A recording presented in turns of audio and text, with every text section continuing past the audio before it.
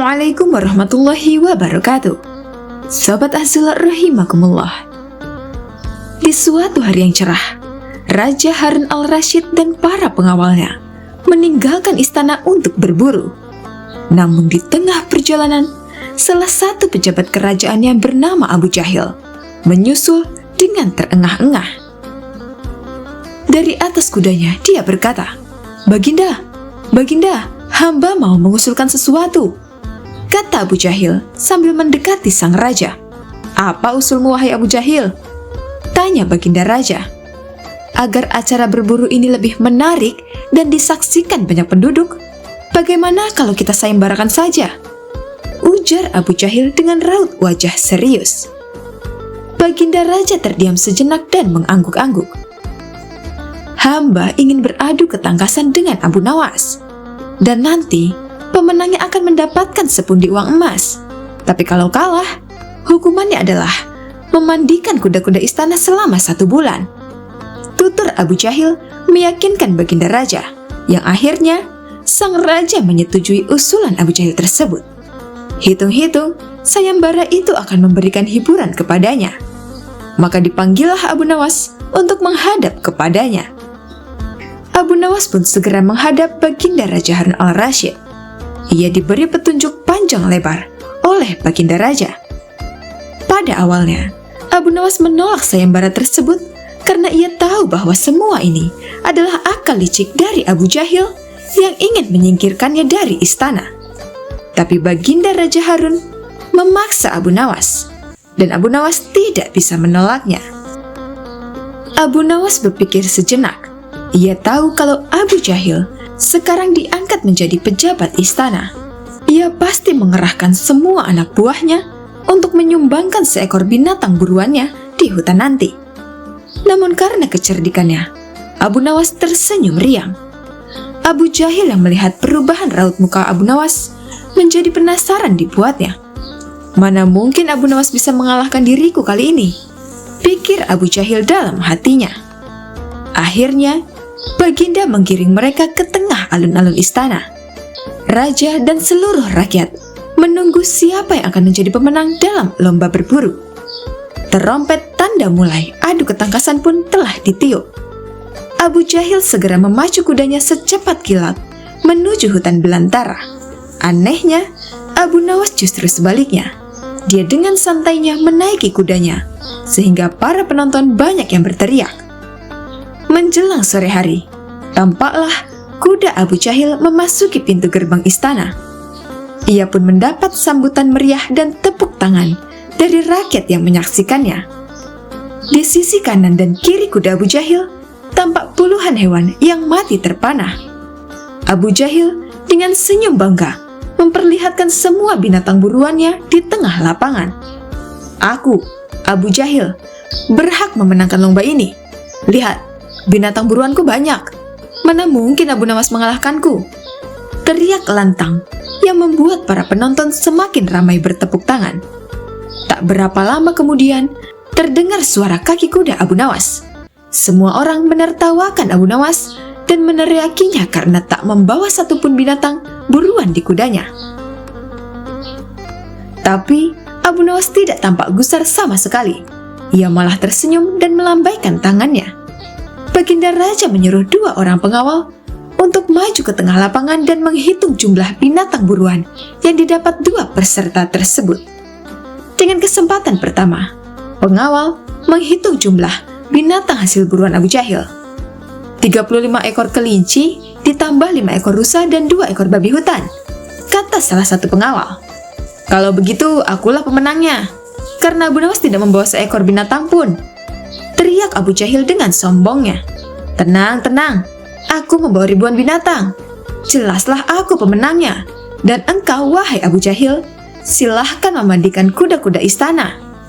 Menurut aturan lomba, semua binatang boleh ditangkap, yang penting kan jumlahnya," kata Abu Nawas sambil membuka bambu kuning yang telah diisi dengan ribuan semut merah. "Jumlahnya sangat banyak, Baginda. Mungkin ribuan. Kami tak sanggup menghitungnya lagi," kata pengawal kerajaan yang menghitung jumlah semut itu. Melihat kenyataan itu, Abu Jahil tiba-tiba saja jatuh pingsan. Baginda Raja tertawa terpingkal-pingkal dan langsung memberi hadiah kepada Abu Nawas. Kecerdikan dan ketulusan hati pasti bisa mengalahkan kelicikan.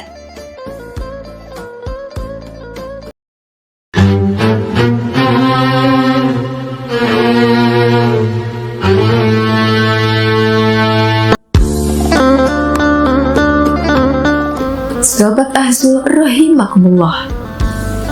Abu Nawas tiba-tiba diperintah oleh Baginda Raja untuk menjahit lumpang batu yang pecah.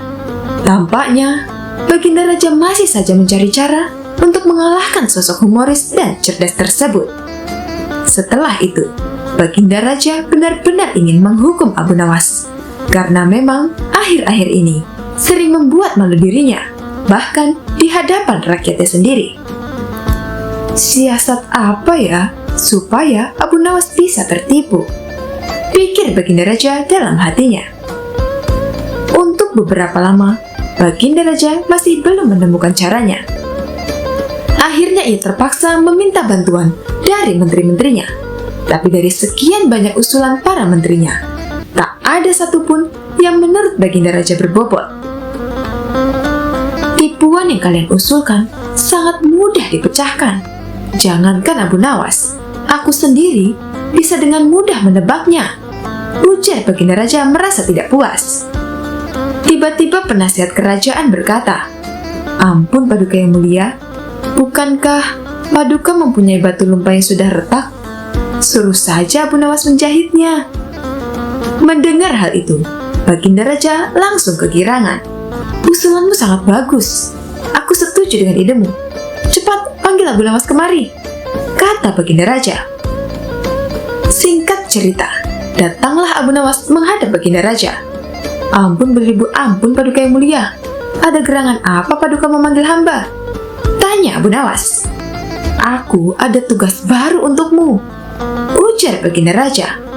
"Tugas apakah itu wahai Paduka yang mulia?" tanya Abu Nawas lagi. "Aku punya lumpang yang terbuat dari batu, tapi sayangnya ia retak dan terbelah menjadi dua. Aku ingin kau menjahit lumpang itu agar menyatu lagi," tutur Baginda Raja. Tubuh Abu Nawas mendadak berkeringat mendengar perintah tersebut. Wajahnya langsung berubah menjadi pucat. "Coba kenapa lagi ini? Mana ada batu bisa dijahit?" gerutu Abu Nawas dalam hatinya. Abu Nawas, kenapa kau malah bengong? Aku kasih waktu sehari. Kalau kau tidak bisa, maka engkau akan mendapat hukuman," gertak Baginda Raja. "Sekarang kau pulang dan bawa lembang batu yang retak ini," perintah Baginda Raja. Setelah itu, Abu Nawas pamit kembali pulang.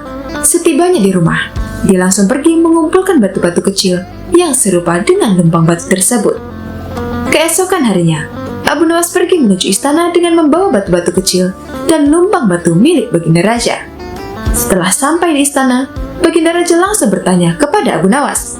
"Abu Nawas, apakah lumpang batunya sudah dijahit?" tanya Baginda Raja.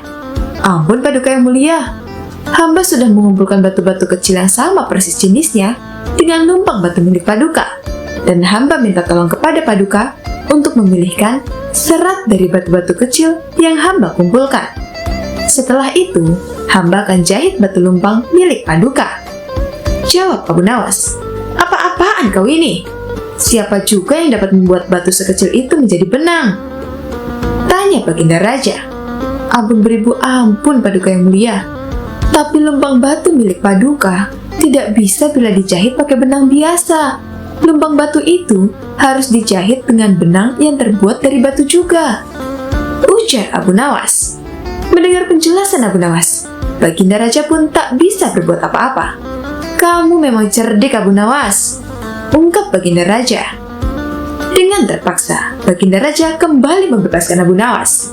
Sosok humoris itu pun lolos dari hukuman meskipun tidak bisa menyelesaikan tugas mustahil yang diberikan Baginda Raja.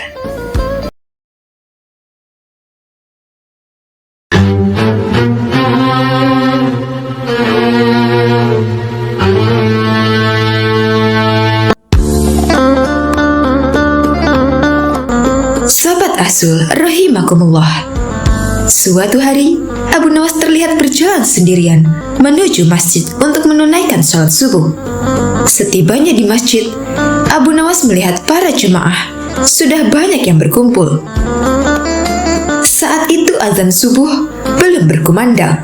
Masing-masing dari jamaah itu sibuk dengan ibadahnya. Ada yang berzikir, ada yang sholat sunnah, ada juga yang membaca Al-Quran sembari menunggu datangnya waktu subuh.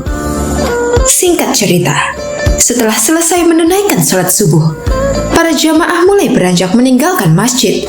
Ketika sampai di dalam masjid, Abu Nawas terlihat senyum-senyum sendiri sambil memandangi topinya. Tentu saja, tingkah Abu Nawas membuat para jamaah penasaran dan bertanya-tanya.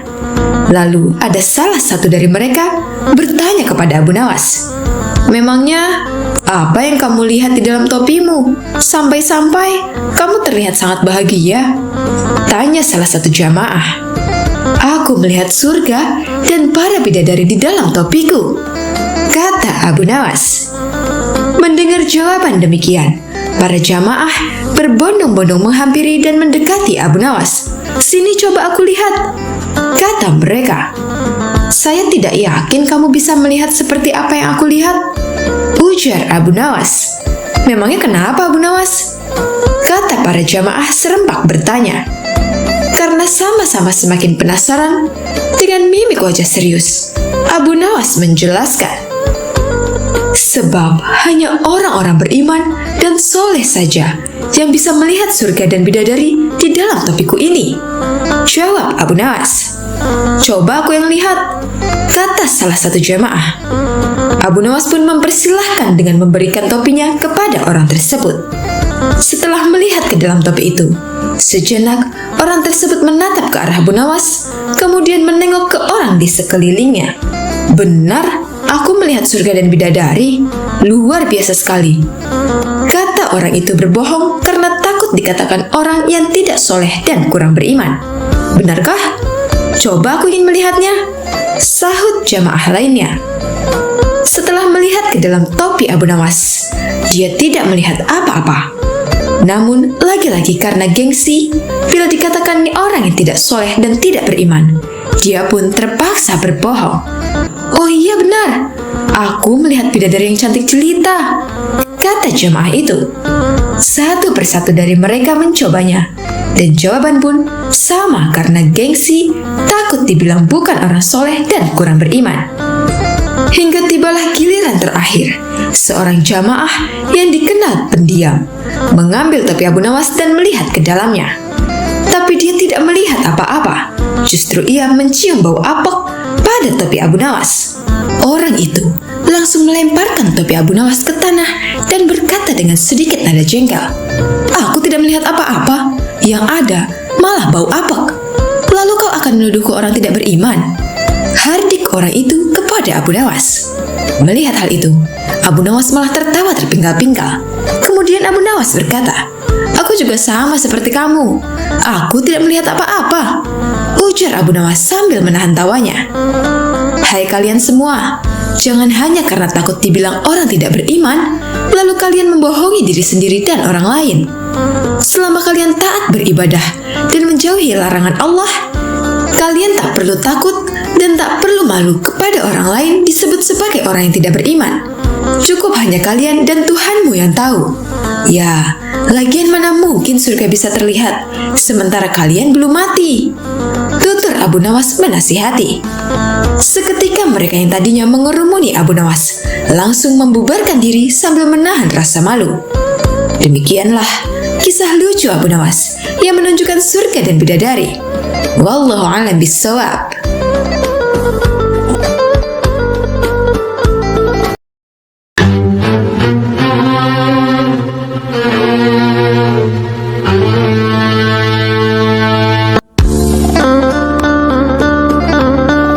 Sobat Azul rahimakumullah. Dikisahkan, Kala itu sejumlah penduduk Baghdad berkumpul di depan istana Khalifah Harun al-Rashid. Sebagian berteriak dan meminta agar Abu Nawas segera ditangkap. Para penduduk protes karena baliho raksasa milik Abu Nawas yang dipasang di depan rumahnya yang berbunyi, "Dijual cepat, matahari Baghdad. Siapa cepat dapat bonus anak unta." Penduduk lainnya merasa panik dan kasak-kusuk di depan istana. Mereka takut sekaligus bingung. Jika matahari Baghdad dijual, maka bagaimana mereka bisa hidup? "Abu Nawas, kamu serius mau menjual matahari?" tanya Khalifah Harun al-Rashid sambil mengamati massa yang membludak di depan istananya. "Benar, Baginda, supaya kita bisa ikut cara mereka menggunakan otak," jawab Abu Nawas. "Maksudnya bagaimana?" Khalifah kembali bertanya. "Begini, Baginda, apakah Baginda senang infrastruktur di Baghdad terbangun hebat di zaman Baginda? Baginda bangga bisa menjadi teladan bagi rakyat bahwa selama menjabat jadi khalifah, Baginda tidak korupsi. Baginda senang tidak mempertontonkan keserakahan dengan menguasai ratusan ribu hektar padang pasir. Padahal, Baginda bisa melakukannya dengan kekuasaan yang sekarang Baginda genggam." Beber Abu Nawas. Khalifah Harun al-Rashid yang bingung lantas meminta Abu Nawas untuk menjelaskan maksud dari ucapannya. "Abu Nawas, cobalah ke inti masalahnya. Jika Baginda turun dan tanya massa yang sekarang berdemonstrasi itu, ketahuilah bahwa mereka akan menjawab, buat apa bangun infrastruktur? Infrastruktur tidak bisa dimakan. Jadi, jalan-jalan mulus yang Baginda bangun selama ini, puluhan bendungan yang Baginda banggakan, lapangan terbang, rel kereta api di Koramabad, pasar-pasar di Kirkuk, itu semua percuma karena tidak bisa dimakan," kata Abu Nawas menjelaskan. Khalifah Harun al-Rashid hanya terdiam.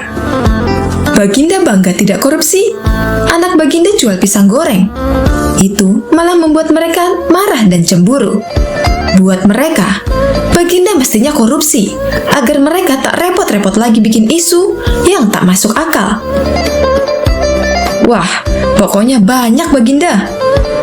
"Lalu apa hubungannya dengan menjual matahari?" tanya Khalifah Harun al-Rashid. Abu Nawas kemudian menjelaskan apa yang dianggap Khalifah Harun al-Rashid sebagai prestasi nasional justru dianggap pemborosan dan membebani negara karena mereka terbiasa melihat prestasi yang ada di ruang gelap. Di ruang gelap, gadis cantik tak terlihat, sebatang emas bisa dianggap besi. Tapi, kalaupun mata mereka tak melihat di ruang gelap, bukankah telinga mereka mendengar? Hati mereka terbuka? Bagaimana mungkin mereka menuduhku memusuhi ulama padahal wakilku sekarang adalah ulama yang besar? Jikapun mereka tak suka aku, bukankah kepada mereka sekarang aku sodorkan ulama yang dulu mereka klaim mereka bela? Mengapa sekarang mereka tinggalkan? Abu Nawas kemudian berkata, "Baginda, itulah enaknya melihat dunia di ruang gelap sambil terbalik. Kita bisa menikmati apa yang mereka nikmati selama ini. Baginda tidak capek berpikir rasional." Khalifah Harun al-Rashid kembali terdiam. Abu Nawas lanjut menjelaskan, "Percayalah Baginda, hanya dengan melihat segala sesuatu di kegelapan, Baginda akan paham mengapa selama ini mereka melihat infrastruktur megah, pemerataan pembangunan di daerah tertinggal, semuanya sama sekali tidak berguna karena tak bisa dimakan. Mohon jangan katakan, infrastruktur memang tak bisa dimakan, tapi dengan infrastruktur kita semakin mudah cari makan. Itu cara berpikir rasional dan normal, Paduka." Massa di depan istana semakin membludak. Khalifah Harun al-Rashid masih terdiam. Ia lantas memberi isyarat membenarkan ucapan Abu Nawas. "Jadi, boleh saya menjual matahari?" Kisah ini menunjukkan bahwa Abu Nawas sebagai pribadi yang cerdas dan peduli. Mimpi tak akan nyata karena keajaiban. Butuh keringat, kebulatan tekad, dan kerja keras untuk mewujudkannya. Wallahu a'lam bishawab.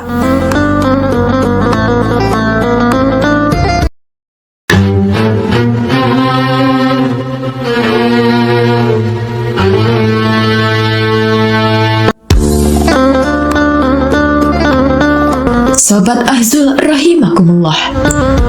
Ketika Ketika beranjak dewasa, Abu Nawas membantu sang paman bekerja sebagai pembuat minyak wangi. Seusai bekerja, ia sering pergi ke masjid untuk belajar berbagai ilmu agama dan pengetahuan lain, seperti syair, fikih, dan ilmu hadis. Abu Nawas terkenal sebagai murid yang cerdik dan antusias dalam mempelajari berbagai ilmu pengetahuan. Suatu hari, Abu Nawas bertemu dengan Abu Usamah yang merupakan ahli sastra, sekaligus pujangga terkenal. Ia sangat terkesima dengan kemampuan Abu Nawas membuat syair, hingga diajarkan berbagai ilmu mengenai syair. Pada suatu siang, Abu Nawas membawa lampu minyak dan menggoyangkannya sembari berhenti pada setiap sudut rumah. Setelahnya, ia kembali berjalan dengan lampu yang masih dipegangnya. Tingkah Abu Nawas menggegerkan penghuni Baghdad.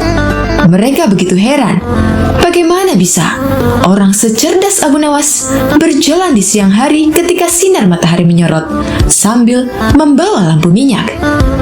Abu Nawas mulai gila, kata salah seorang warga Baghdad yang tengah memperhatikan Abu Nawas. Walau begitu, Abu Nawas sama sekali tidak peduli. Keesokan harinya, ia melakukan hal yang sama. Hanya saja, kali ini lebih pagi sambil tetap membawa lampu minyak. Tanpa bersuara, Abu Nawas menoleh ke kanan dan ke kiri. Beberapa orang menyaksikan tingkah Abu Nawas, lantas bertanya kepada Abu Nawas, apa yang sebenarnya ia cari di siang hari dengan lampu di tangannya. Abu Nawas lalu menjawab, saya sedang mencari neraka. Dari situlah, para warga mulai berpikir bahwa Abu Nawas benar-benar gila. Bahkan di hari ketiga, ia masih melakukan hal yang sama dan membawa lampu minyak yang digoyang-goyangkan. Warga Baghdad yang tidak sabar akan perilaku Abu Nawas lantas menangkapnya. Di Baghdad ada sebuah undang-undang yang melarang orang gila berkeliaran di kampungnya. Sejumlah musuh politik Harun al-Rashid justru gembira melihat Abu Nawas ditangkap. Mereka menganggap ketidakwarasan Abu Nawas bisa dijadikan sebagai senjata untuk menyudutkan wibawa sang khalifah. Malu bukan main atas perilaku Abu Nawas. Khalifah Harun al-Rashid bertanya dengan nada tinggi, Abu Nawas, apa yang kamu lakukan dengan lampu minyak itu di siang-siang? Hamba mencari neraka, Paduka yang mulia. Jawab Abu Nawas lancar, tidak ada tanda-tanda bahwa dirinya gila. Kamu gila, Abu Nawas. Kamu gila. Tidak, Paduka. Merekalah yang gila. Siapa mereka? Abu Nawas kemudian meminta orang-orang yang tadi menangkap dan menggiringnya menuju istana untuk dikumpulkan. Setelah berkumpul di depan istana, Abu Nawas didampingi Khalifah Harun mendatangi mereka. Wahai kalian, orang yang maha waras, apakah kalian selama ini menganggap orang lain yang berbeda pikiran dan berbeda pilihan dengan kalian adalah munafik? Tanya Abu Nawas. Benar, jawab orang-orang itu yang berjumlah ribuan. Apakah kalian juga yang menyatakan para munafik itu sesat? Betul, dasar sesat. Jika mereka munafik dan sesat, apa konsekuensinya? Orang munafik pasti mereka masuk neraka. Dasar munafik kamu. Mendengar itu, Abu Nawas kembali menimpali. Baik, jika saya munafik, sesat dan masuk neraka, di mana neraka yang kalian maksud? Punya siapa neraka itu? Saat berucap demikian, Abu Nawas mengangkat tinggi-tinggi lampu di tangannya. Ini dilakukan seakan-akan dirinya sedang mencari sesuatu. Jawaban Abu Nawas membuat orang-orang yang berada di depan Khalifah Harun habis kesabaran. Mereka merasa diledek dengan mimik Abu Nawas. Abu Nawas, tentu saja neraka ada di akhirat, dan itu milik Allah Subhanahu wa Ta'ala. Kenapa kamu tanya? Paduka, mohon maaf. Tolong sampaikan kepada mereka jika neraka ada di akhirat dan yang punya neraka adalah Allah. Kenapa mereka di dunia ini gemar sekali menentukan orang lain untuk masuk neraka? Tanya Abu Nawas. Apakah mereka ini asisten Allah yang tahu bocoran tentang catatan Allah? Atau jangan-jangan merekalah yang gila? Lanjut Abu Nawas. Ucapan Abu Nawas membuat Khalifah Harun al-Rasyid tertawa. Sungguh jenaka sosok Abu Nawas di mata Khalifah Harun. Ia lalu berkata sambil masih tergelak, Abu Nawas, besok siang lanjutkan mencari neraka. Jika sudah ketemu, jebloskan orang-orang ini ke dalamnya.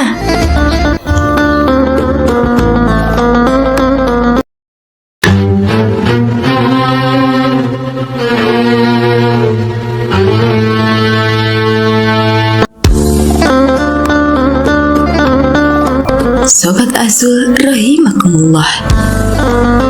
Pada suatu hari, ada dua orang wanita yang bertengkar di dekat rumah Abu Nawas.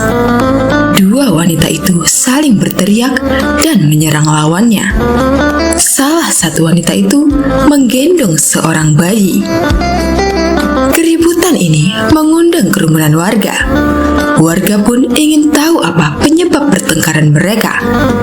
Ternyata, dua wanita ini sedang memperebutkan bayi yang sedang digendong oleh salah satu di antara mereka. Keduanya mengaku sebagai ibu dari bayi itu. Pertengkaran ini tak bisa dilerai karena tidak ada penyelesainya.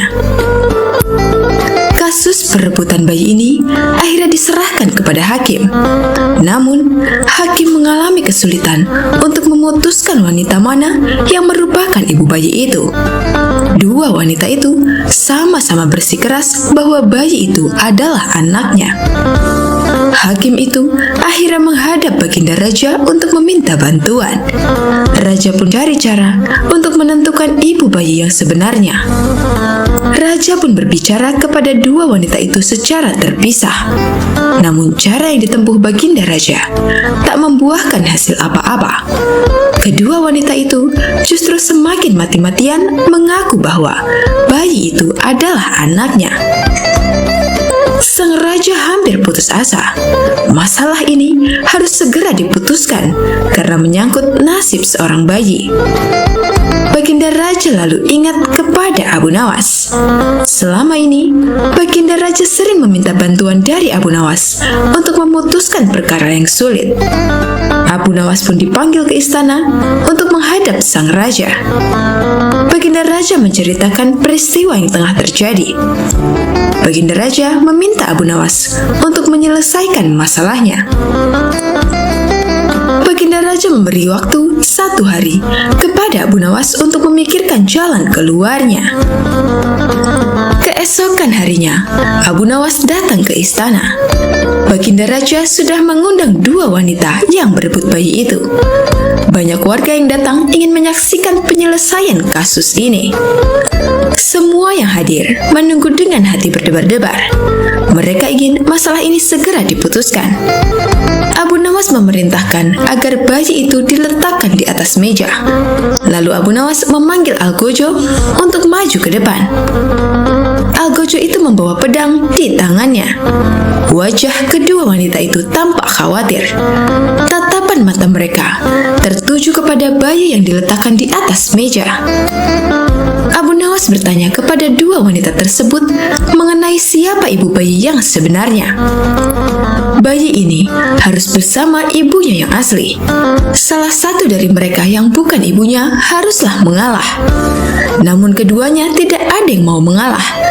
Masing-masing tak akan mau menyerahkan bayi itu kepada orang lain. Abu Nawas memutuskan akan mengabulkan keinginan kedua wanita itu dengan cara yang adil. Ia akan menyuruh Algojo untuk membelah bayi ini menjadi dua. Jadi, masing-masing akan mendapatkan bagian yang sama. Abu Nawas pun minta persetujuan kepada kedua wanita itu. Semua orang yang hadir sangat tercengang. Bagaimana mungkin seorang bayi dibelah menjadi dua? Wanita pertama tampak senang. Akhirnya, masalah ini dapat diselesaikan dengan cara yang adil. Mereka akan sama-sama mendapat bagian yang seimbang. Ia pun menyetujui usul dari Abu Nawas. Sementara wanita kedua langsung menangis beronta-ronta. Ia menjerit-jerit histeris dan meminta agar Abu Nawas tidak membelah bayi itu. Ia akan menyerahkan bayi itu seutuhnya kepada wanita pertama. Ia rela bayi itu dirawat oleh wanita itu. Abu Nawas pun tersenyum lega. Sekarang ia sudah tahu siapa ibu bayi yang sebenarnya. Abu Nawas segera mengambil bayi itu dan menyerahkannya kepada wanita kedua. Tak ada ibu yang tega membiarkan anaknya disembelih. Ibu itu sangat bersyukur dan berterima kasih kepada Abu Nawas. Wanita yang setuju anaknya disembelih pastilah bukan ibu yang sebenarnya. Abu Nawas lalu memerintahkan agar wanita pertama dihukum sesuai dengan perbuatannya. Baginda Raja merasa puas dengan keputusan Abu Nawas. Warga yang ikut menyaksikan kejadian ini pun gembira karena bayi itu sudah kembali pada ibunya. Sekali lagi, Abu Nawas membuktikan kecerdikan dan kepandaiannya. Baginda Raja pun ingin mengangkat Abu Nawas menjadi penasehat kerajaan. Namun Abu Nawas menolak dan ingin tetap menjadi rakyat biasa.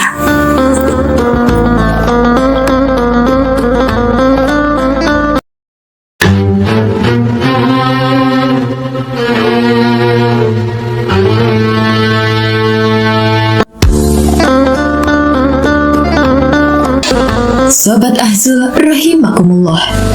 Siapa yang tidak kenal dengan sosok penyair ternama dari kalangan bangsa Arab ini? Dia adalah Abu Nawas. Kecerdikan Abu Nawas sangat dekat dengan kehidupan sehari-hari, bahkan kerap dilakukan oleh semua masyarakat. Salah satunya, cerita Abu Nawas yang menjual kipas ajaib yang awet hingga 100 tahun lamanya dan tidak akan rusak. Walau terkesan mustahil, akan tetapi, alasan Abu Nawas tentang keawetan kipas tersebut masuk akal jika menggunakannya dengan benar. Dikisahkan, suatu ketika Abu Nawas sedang asyik berjalan-jalan di pasar. Ia pun melihat pemuda sedang berjualan baju di pinggiran jalan. "Baju bagus dan istimewa, silahkan dibeli," teriak pemuda tersebut. Di sebelah dagangan si pemuda juga tertulis kalimat, "Dijamin tidak luntur." Karena tertarik, Abu Nawas pun segera mendekatinya. "Silakan tuan, tuan mau beli baju?" tanya si penjual. "Aku mau lihat-lihat dulu. Kalau ada yang cocok, baru aku beli," jawab Abu Nawas. "Silakan tuan, silakan dipilih," balas si pemuda penjual tersebut. Setelah Abu Nawas menemukan baju yang cocok, ia berkata, "Ini bajunya bagus, warnanya juga bagus. Tapi, apa benar dijamin tidak luntur?" "Jangan khawatir tuan, pokoknya sesuai dengan tulisan itu," kata si penjual. "Baiklah, berapa harganya?" tanya Abu Nawas. "Harganya 100 dirham tuan," jawab si penjual. "Mahal sekali, umumnya harga baju hanya 10 dirham," kata Abu Nawas menawar. "Tidak boleh tuan, sudah harga pas," ucap si penjual. Sejenak Abu Nawas berpikir, bajunya sih bagus, warnanya juga bagus, apalagi tertulis dijamin tidak luntur. Mungkin karena itulah harganya agak mahal, ujar Abu Nawas dalam hatinya. "Baiklah, aku beli baju ini seharga 100 dirham," ucap Abu Nawas. "Terima kasih tuan, semoga tuan puas belanja di tempat saya," ucap si penjual. Singkat cerita, Abu Nawas pun pulang membawa baju barunya. Namun di perjalanan, baju barunya terjatuh dan kotor. Sesampainya di rumah, Abu Nawas langsung mencuci baju baru tersebut dengan direndam dengan air. Seketika itu, warna baju yang tadinya bagus mendadak memudar dan luntur. Aku telah tertipu. Katanya dijamin tidak luntur. Gerutu Abu Nawas merasa kesal karena ditipu. Saking geramnya, Abu Nawas langsung menemui penjual baju yang baru dibelinya tersebut di pasar. "Hai pemuda, ternyata kamu penipu," hardik Abu Nawas. "Memangnya saya menipu apa, Tuan?" kata pemuda itu berpura-pura tak tahu. "Kamu bilang dijamin tidak luntur, tapi baru direndam ternyata sudah luntur," tutur Abu Nawas. "Saya tidak bilang dijamin tidak luntur. Anda sendiri yang mengatakan begitu," kata pemuda itu. "Tapi saya mengatakan itu karena saya membaca tulisan yang ada di samping baju-baju jualanmu itu," protes Abu Nawas. "Oh, kalau itu berarti Anda yang salah baca, Tuan. Anda membaca dari kiri ke kanan. Kalau kita kan orang Arab, bacanya dari kanan ke kiri. Luntur tidak dijamin," kata si pemuda menjelaskan. Abu Nawas tak menyangkal perkataan pemuda itu. Ia kembali ke rumah dengan perasaan yang dongkol. "Akan kubalas kau nanti," gerutu Abu Nawas. Di rumah, Abu Nawas mencari cara agar bisa membalas perbuatan pemuda tersebut. Esok paginya, Abu Nawas pergi ke pasar dan berjualan kipas di samping tempat berjualan si pemuda. "Kipas, kipas, silahkan dipilih kipas bagus dan awet sampai 100 tahun," teriak Abu Nawas. Berhubung saat itu cuaca lagi panas, pemuda itu mendekati Abu Nawas. "Berapa harga kipasnya, Tuan?" tanya si pemuda penjual pakaian. "Oh, murah sekali, hanya 100 dirham," jawab Abu Nawas. "Apa? 100 dirham Anda bilang murah? Di mana-mana harga kipas cuma 1 dirham, Tuan," balas si pemuda. "Ini kan bukan kipas biasa, pemuda. Kipas ini tidak akan rusak sampai 100 tahun," kata Abu Nawas. "Kalau sampai bertahan selama 100 tahun, tidak salahnya harganya mahal," pikir pemuda tersebut. "Baiklah, Tuan, saya beli 1," kata pemuda itu. Pemuda itu pun kembali ke rumah untuk menggunakan kipas yang telah dibelinya itu. Namun ternyata belum lama dipakai, kipas tersebut sudah rusak. "Dasar, aku telah ditipu," ujar si pemuda penjual pakaian. Si pemuda itu kembali ke pasar guna menemui Abu Nawas dan berkata, "Hai Tuan, Anda penipu. Katanya kipas ini kuat sampai 100 tahun. Ini dipakai beberapa menit sudah rusak." "Kamu pasti salah pakainya," kata Abu Nawas. "Salah bagaimana, Tuan?" balas si pemuda. "Cara kipas dipakai biar awet bukan kipas yang digerak-gerakan, tapi kepala kamu yang digerakkan ke kanan kiri. Pasti kipas akan awet sampai 100 tahun," ucap Abu Nawas menjelaskan. Mendengar ucapan Abu Nawas, si pemuda hanya terdiam. Ia menyadari ini adalah pembalasan atas perbuatannya tempo hari pada Abu Nawas. Demikian kisah cerdik Abu Nawas guna sadarkan seorang pemuda yang telah menipunya. Semoga kisah ini bermanfaat.